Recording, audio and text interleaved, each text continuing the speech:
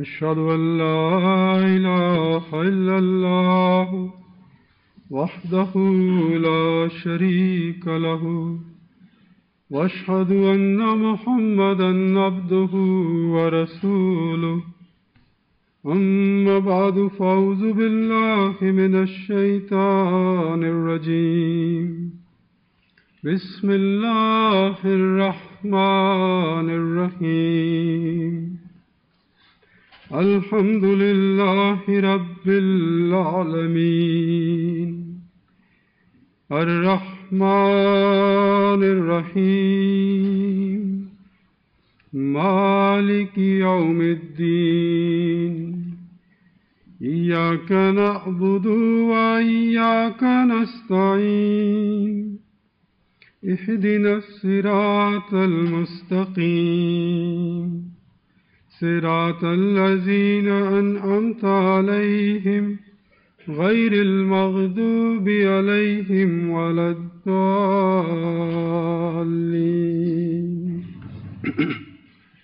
يا أيها الذين آمنوا إذا نودي للصلاة من يوم الجمعة فاسعوا إلى ذكر الله وذروا البيع ذلكم خير لكم إن كنتم تعلمون فإذا قضيت الصلاة فانتشروا في الأرض وابتغوا من فضل الله واذكروا الله كثيرا لعلكم تفلحون وإذا رأوا تجارة أو لهوا انفضوا إليها وتركوك قائما قل ما عند الله خير من اللهو ومن التجارة والله خير الرازقين. I have recited verse number 10, 11 and 12 of Surah Al-Jumu'ah. I'll first present the translation, then a brief commentary of these verses. The translation as follows. O ye who believe, when the call is made for prayer on Friday, hasten to the remembrance of Allah and leave off all business. That is better for you if you only knew. And when the prayer is finished, then disperse in the land and seek of Allah's grace, and remember Allah much that you may prosper. But when they see some merchandise or some amusement, they break up for it and leave these standing. Say, that which is with Allah is better than amusement and merchandise, and Allah is the best provider. By the grace of Allah, we are celebrating Eid-ul-Fitr today. It's a happy and joyous day and celebration in the Muslim world all across the globe.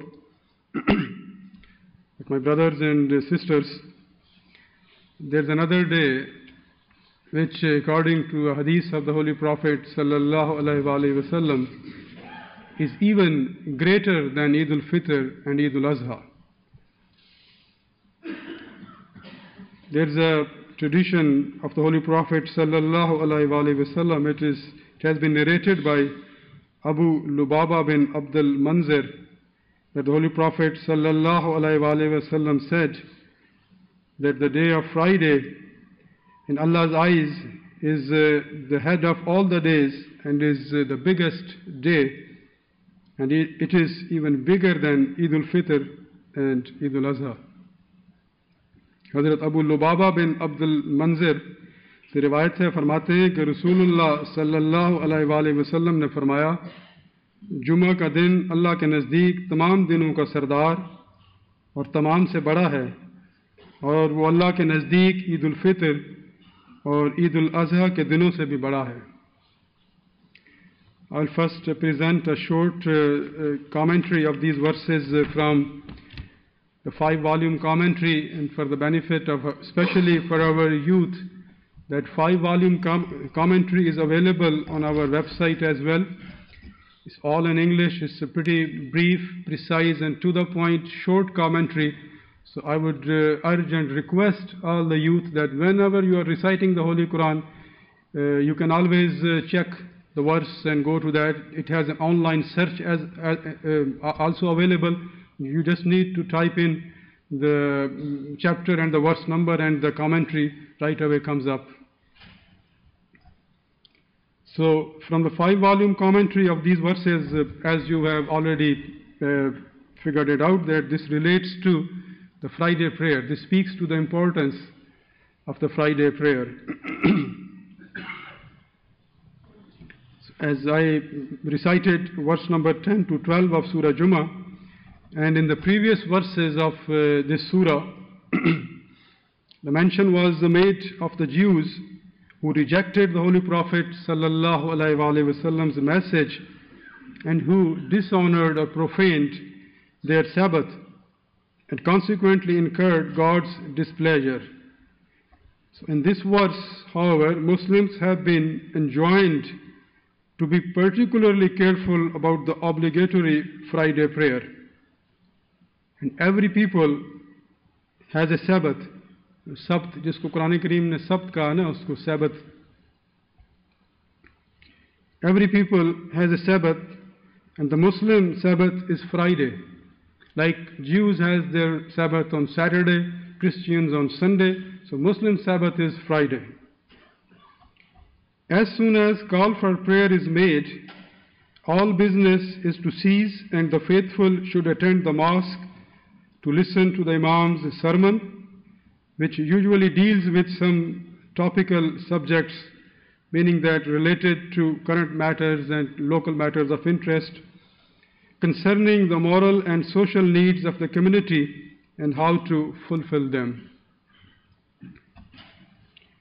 As the surah seems particularly to deal with the time of the promised Messiah, the call for the Friday prayer may also signify his clear call to Muslims to listen to this message. Let me just explain this part of the commentary because this is a little bit related to the previous verses. In verse number 3 and 4 of Surah Jummah, the second advent of the Holy Prophet sallallahu alaihi wasallam has been mentioned. That when it's mentioned that he would also appear among those who had not yet joined his companions. So it means that he would appear not personally, but someone from his ummah would come and represent him in the latter days, and he will join the other group with the first one. So that is why this says that because the call to Friday prayer could also mean the message or advent of the promised Messiah alayhi salatu wassalam. Unlike Jewish or Christian Sabbath, the Muslim Sabbath is not a day of rest.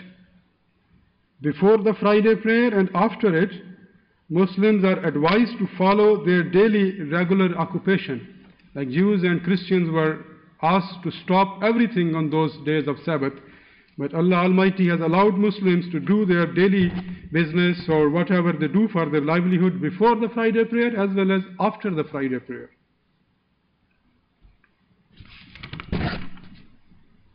And the words of Allah's grace, which says in the second verse of وَابْتَغُوا مِنْ فَضْلِ اللَّهِ, Allah's grace,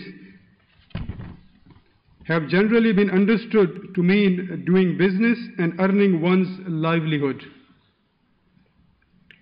And also it is apparent from verse number 3 and 4, which I already mentioned, that the surah particularly deals with the time of the promised Messiah, whose advent has been referred to as the advent of the Holy Prophet sallallahu alaihi wasallam himself.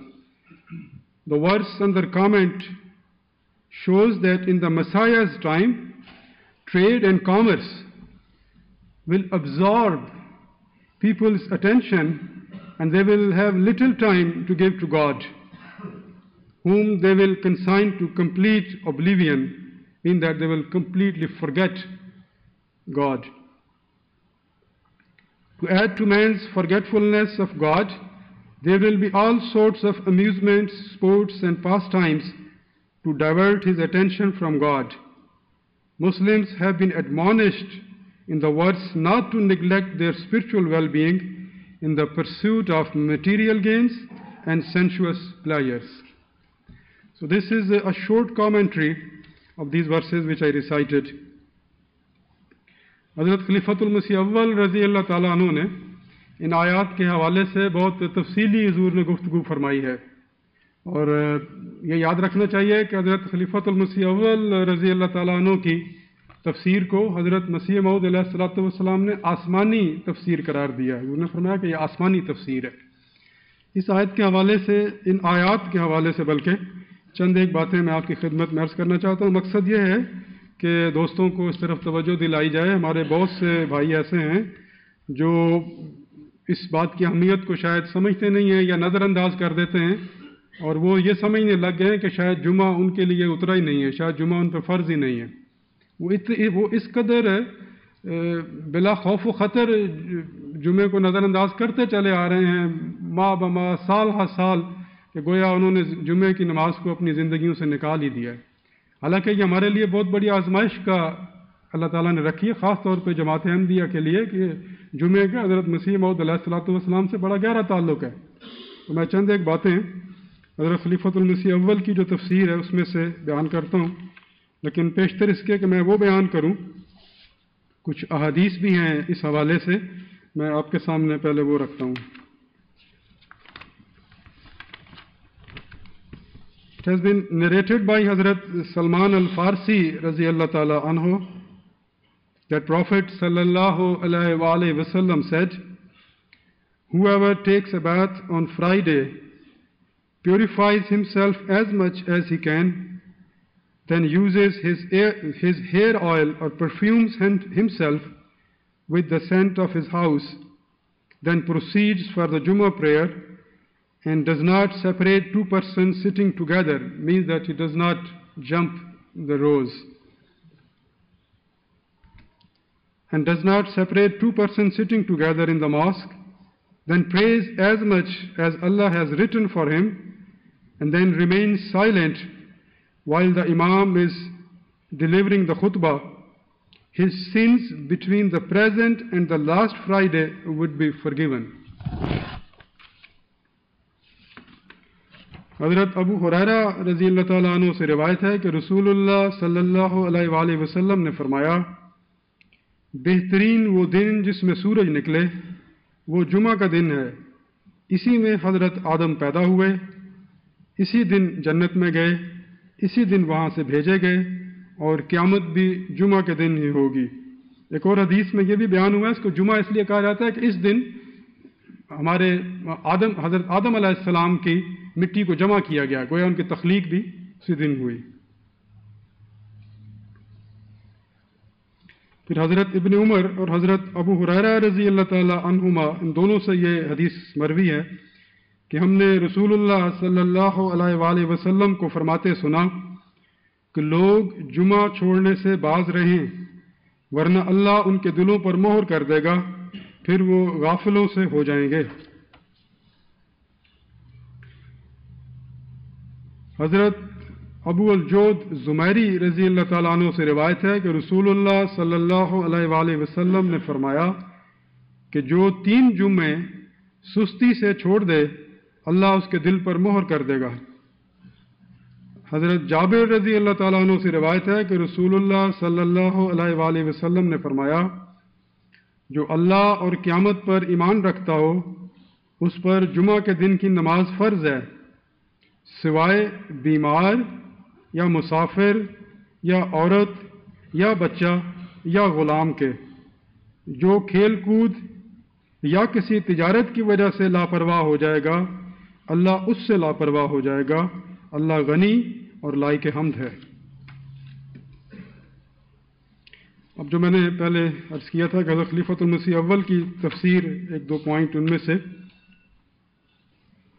حضور فرماتے ہیں کہ کیونکہ اس میں پہلے یہود کا ذکر ہے سورہ جمعہ میں، اس سے پہلے فرماتے ہیں اب اس قوم کا فیصلہ کر کے، یعنی یہود کا فیصلہ کر کے، کہ وہ تو اپنی سبت کو نظر انداز کرنے کی وجہ سے اللہ تعالیٰ کی ناراضگی کے مورد ٹھہرے، تو حضور فرماتے ہیں کہ اب اس قوم کا فیصلہ کر کے اللہ تعالیٰ صرف مومنوں کو مخاطب کرتا ہے، یا ایھا الذین آمنوا اذا نودی للصلاۃ، یہاں سے پھر وہ بات شروع ہوتی ہے. یا تغیر الفاظ یوں کہو کہ آخرین منکم لما یلحقوا بہم کے مصداق قوم کو مخاطب کرتا ہے. اب یہ بہت اہم بات ہے کہ پہلے یہ بات آ چکی ہے کہ نبی کریم صلی اللہ علیہ وسلم آخرین میں بھی ظاہر ہوں گے، تو فرماتے ہیں اب یہاں سے اصل خطاب یا ایھا الذین آمنوا، یہ اصل خطاب یہ آخرین سے ہی ہے.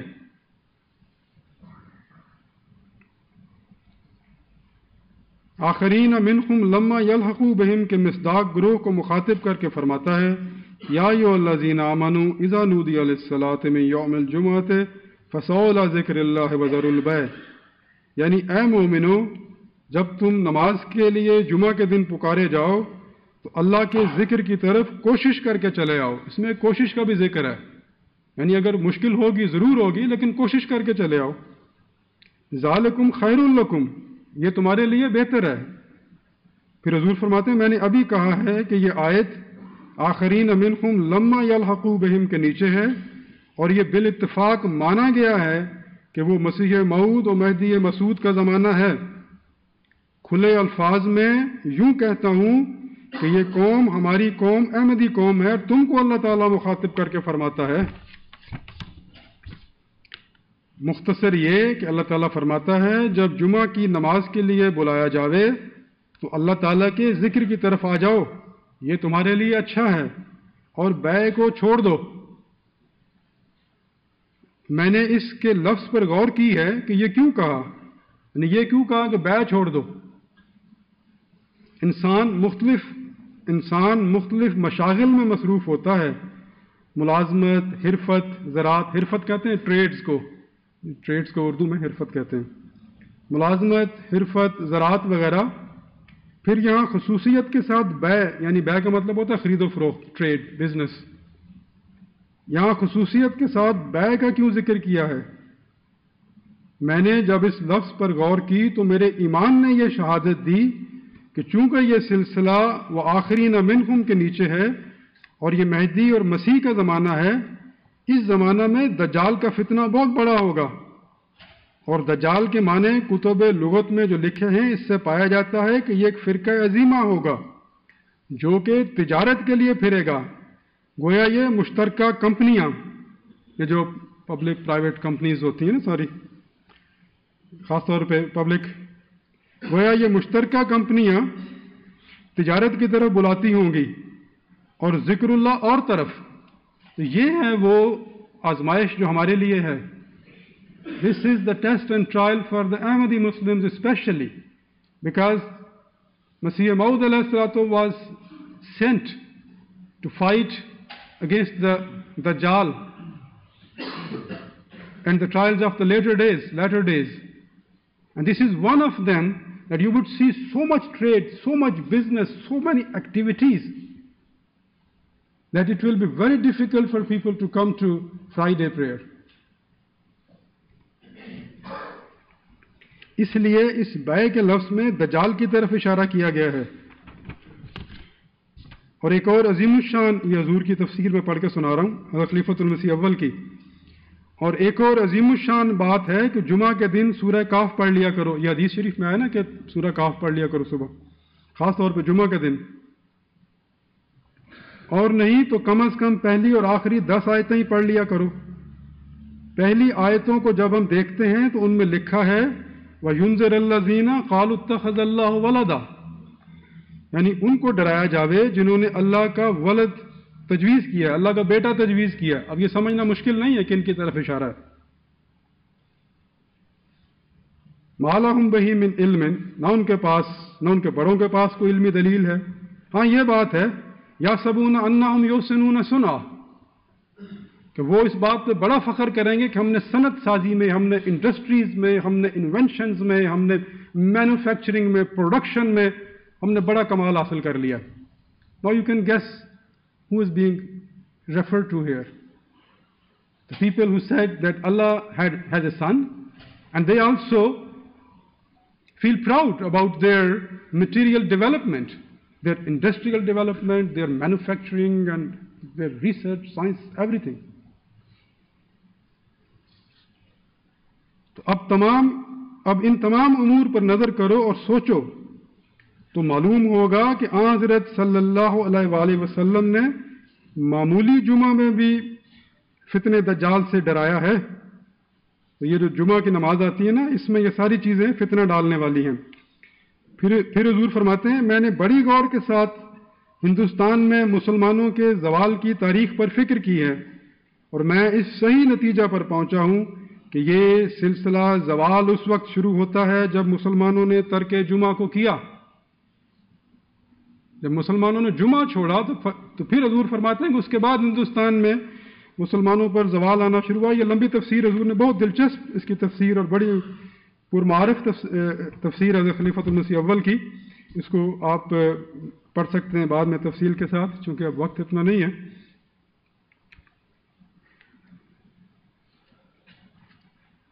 आखिरी आयत के हवाले से हुजूर फरमाते हैं कि जब तिजारत के सामान मिल जाते हैं या खेल तमाशा का वक्त पाते हैं, वो तुझे छोड़कर चल देते हैं।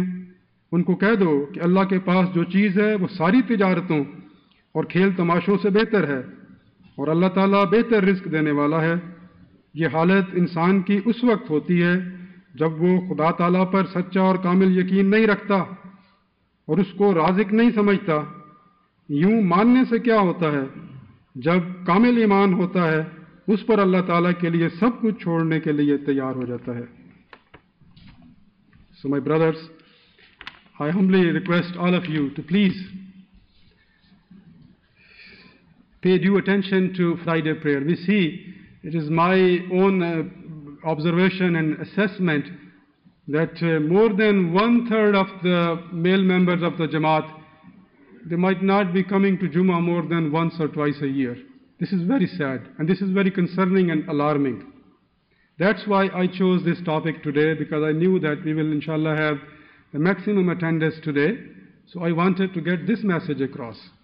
It should not be taken lightly. This is our Sabbath. This is our trial. And we know that Jews, when they dishonored their Sabbath, they incurred Allah's displeasure. Same thing with Christians.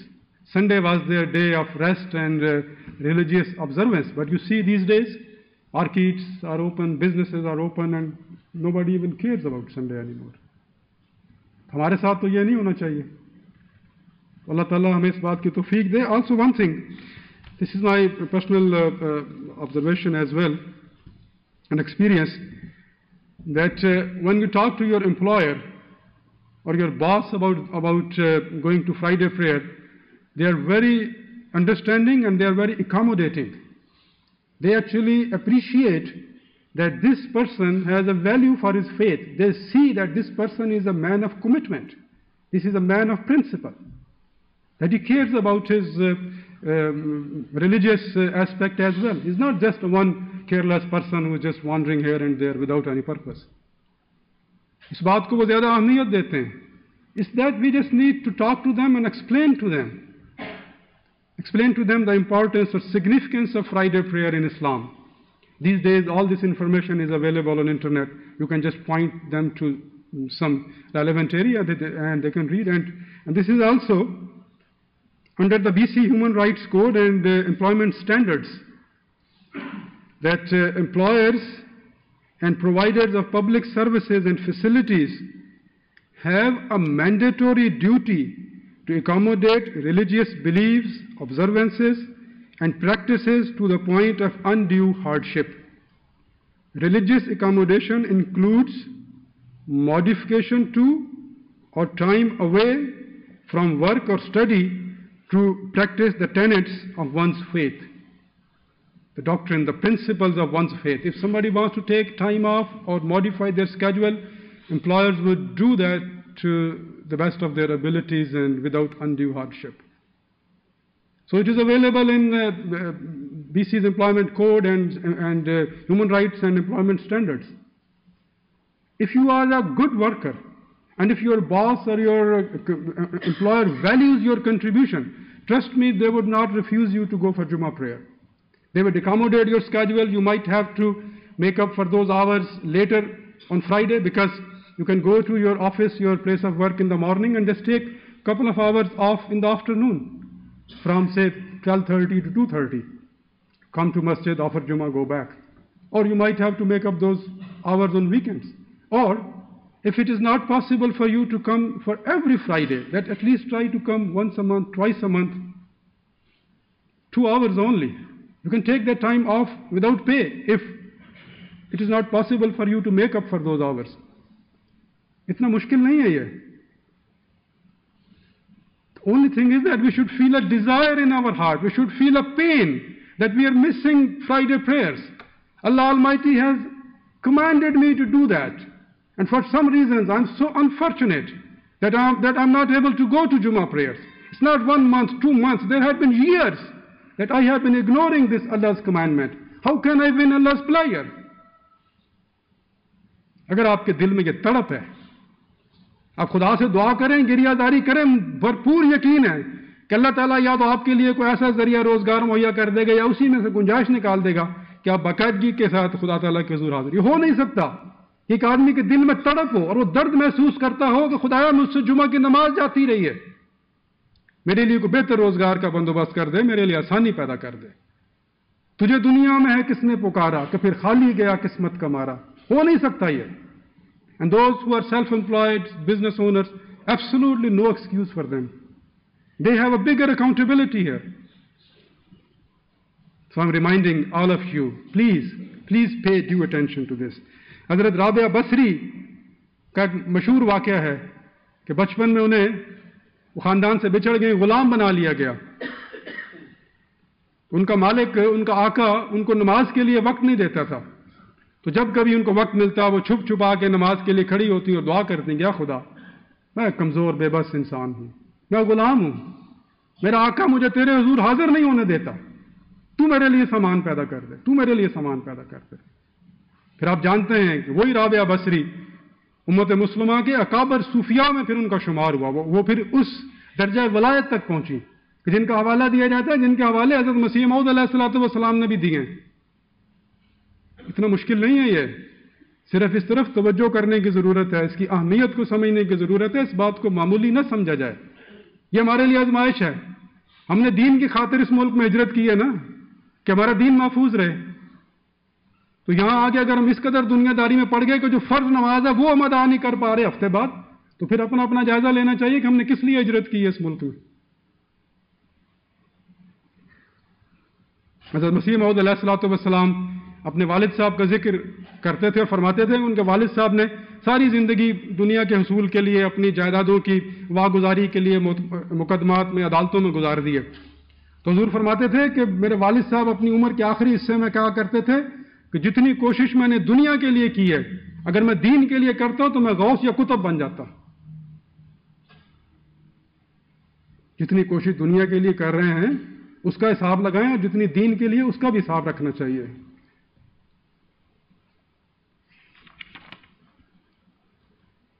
اللہ تعالیٰ ہم سب کو باقاعدگی کے ساتھ نمازیں بھی اور نماز جمعہ بھی ادا کرنے کی توفیق عطا فرمائے. خطبہ ثانیہ کے بعد ہم دعا کریں گے, پھر دعا کے بعد انشاءاللہ یہ پروگرام ختم ہوگا.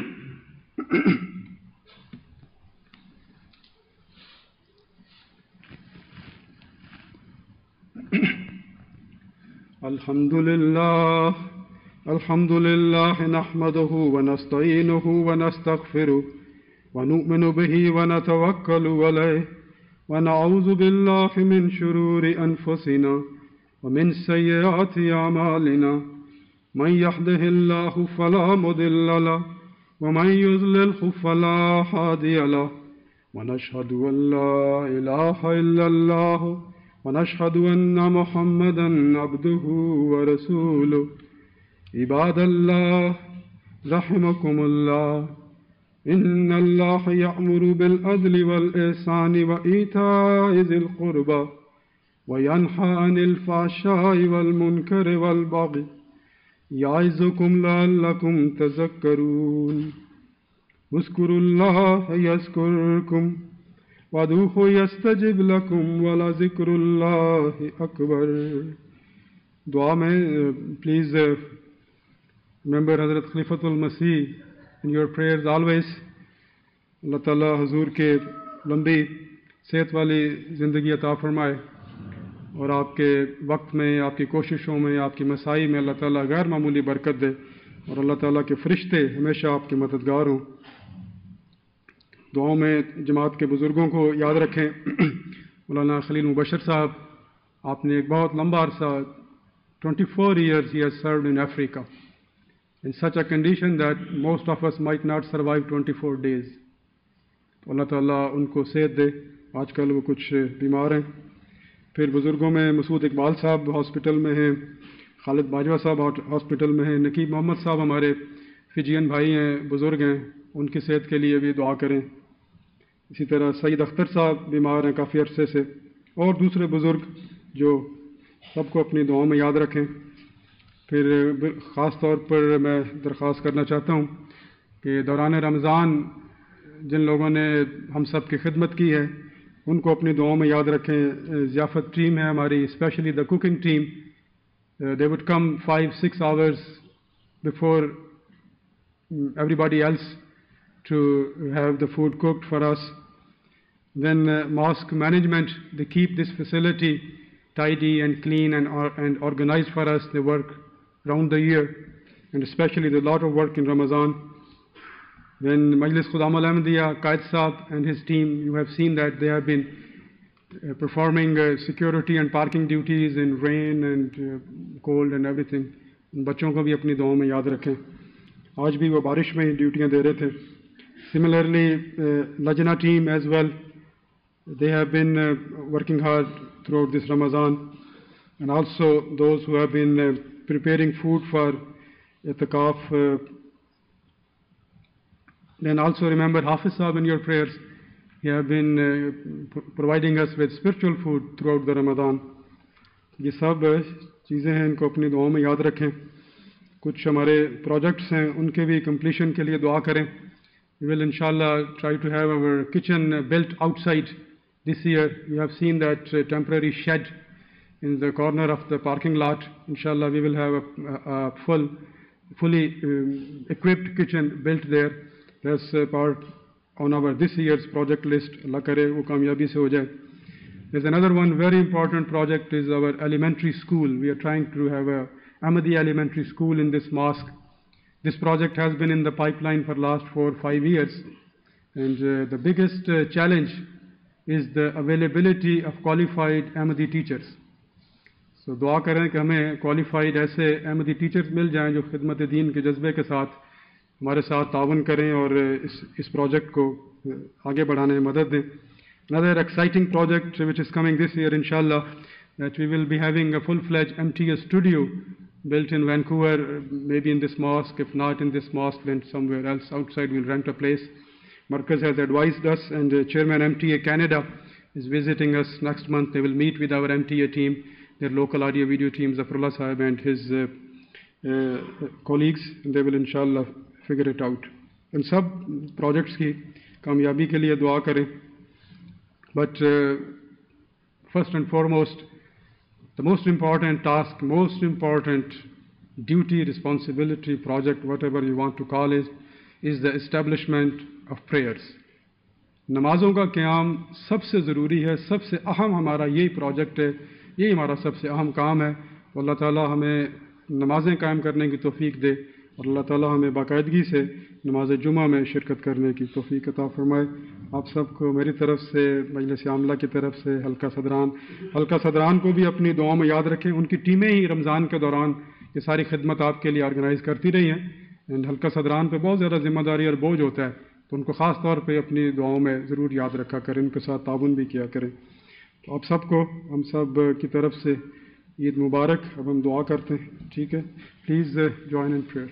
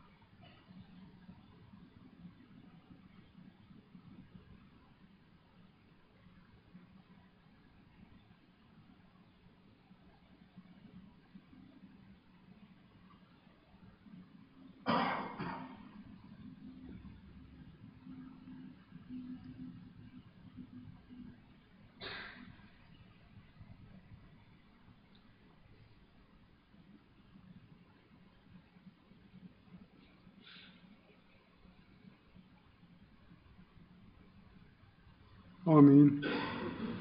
السلام علیکم اور عید مبارک آپ سب کو.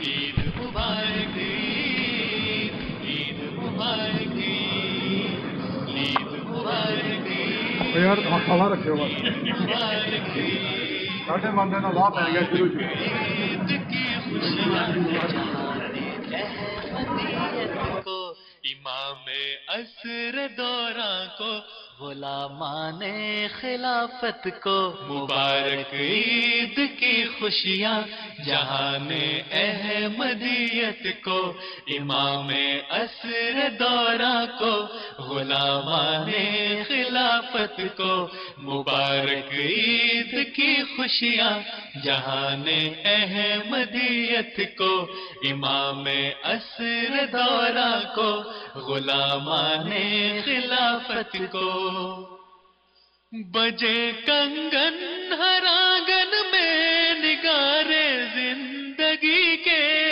فضا میں زمزم گونجے بہارے زندگی کے بجے کنگن ہر آنگن میں نگارے زندگی کے فضا میں زمزم گونجے بہارے زندگی کے کسی کے لب نہ ترسے بادائے امن و محبت کو کسی کے لب نہ ترسے بادائے امن و محبت کو مبارک عید کی خوشیاں جہان احمدیت کو امام عصر دوراں کو غلامان خلافت کو مبارک عید کی خوشیاں جہان احمدیت کو امام عصر دوراں کو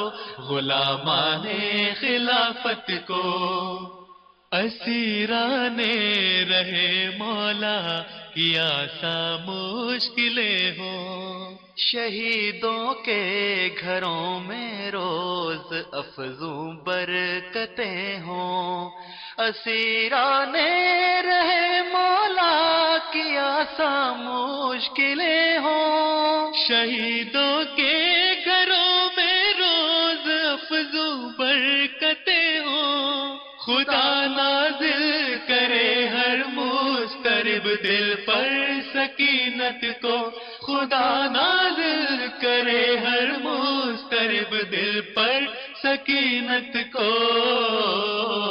مبارک عید کی خوشیاں جہان احمدیت کو مبارک عید کی خوشیاں جہان احمدیت کو امام عصر دوراں کو غلامان خلافت کو امام عصر دوراں کو غلامان خلافت کو سبھی کے جسم و جاں پر بارشیں برسیں سکھوں کی کبھی بھولے سے بھی آئے نرت ان پر دکھوں کی سبھی کے جسم و جاں پر بارشیں برسیں سکھوں کی کبھی بھولے سے بھی آئے نرت ان پر دکھوں کی کرم سے اپنے مولا ٹال دے ہر ایک مصیبت کو کرم سے اپنے مولا ٹال دے ہر ایک مصیبت کو مبارک عید کی خوشیاں جہان احمدیت کو مبارک عید کی خوشیاں جہان احمدیت کو امام عصر دوراں کو غلامان خلافت کو امام عصر دوراں کو غلامان خلافت کو مقام عشق سے جاتے ہیں رستے جانب منزل مگر اس کے لیے لازم ازل سے ہے گداز دل مقام عشق سے جاتے ہیں رستے جانب منزل مگر اس کے لیے لازم ازل سے ہے گداز دل، مناؤ جشن سمجھا ہم نے اس ازلی حقیقت کو،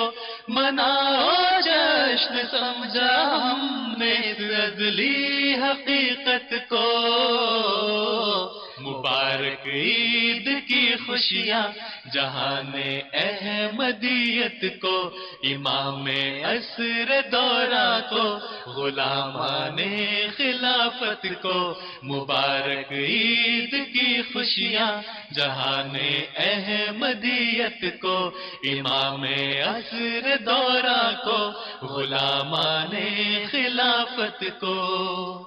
خدائے لم یزل کی حمد کے ہم گیت گائیں، صدا اس کی رضا کے رنگ سے تن من سجائیں، خدائے لم یزل کی حمد کے ہم گیت گائیں، صدا اس کی رضا کے رنگ سے تن من سجائیں، خدائے لم یزل کی حمد کے ہم گیت گائیں، صدا اس کی رضا کے رنگ سے تن من سجائیں، کہے قمار ہم زندہ کریں اپنی عبادت کو، کہے قمار ہم زندہ کریں اپنی عبادت کو،